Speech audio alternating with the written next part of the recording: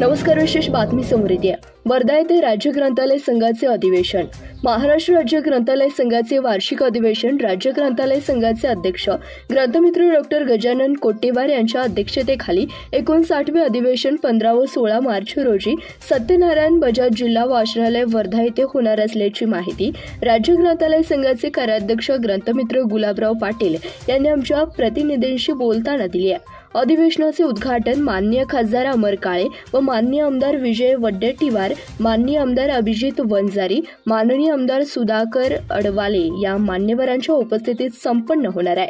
या अधिवेशनात ग्रंथालय अनुदान 40% वाढ, दर्जा बदल, नवीन ग्रंथालय मान्यता इत्यादी समस्या सोडवणे व मार्गदर्शन करण्यासाठी राज्य ग्रंथालय संचालक अशोक गाडेकर, मराठा सहाय्यक ग्रंथालय संचालक सुनील हुसे, नागपूर विभाग सहाय्यक ग्रंथालय संचालक रामदास साठे, माहिती अधिकार रवी गीते, जिल्हा ग्रंथालय अधिकारी वर्धा नितीन सोनोने हे उपस्थित राहून मार्गदर्शन करणार आहेत.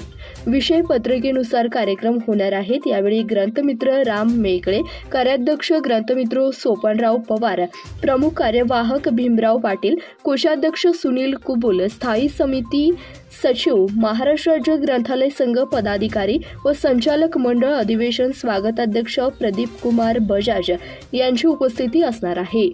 सोलापूर जिल्ह्यातून मोठ्या संख्येने ग्रंथालय कर्मचारी पदाधिकारी यांनी उपस्थित राहावे असे आवाहन सोलापूर जिल्हा ग्रंथालय संघाचे मार्गदर्शक ग्रंथमित्र कुंडलिक मोरे, अध्यक्ष ग्रंथमित्र विजयकुमार पवार, उपाध्यक्ष पांडुरंग सुरवसे, प्रमुख कार्यवाहक साहेबराव शिंदे, सहसचिव अन्सर शेख, कोषाध्यक्ष प्रकाश शिंदे, पुणे विभाग ग्रंथालय संचालक विनोद गायकवाड, शैलशिल्पा जाधव मॅडम यांनी केले आहे. धन्यवाद. पाहत रहा CBS न्यूज मराठी.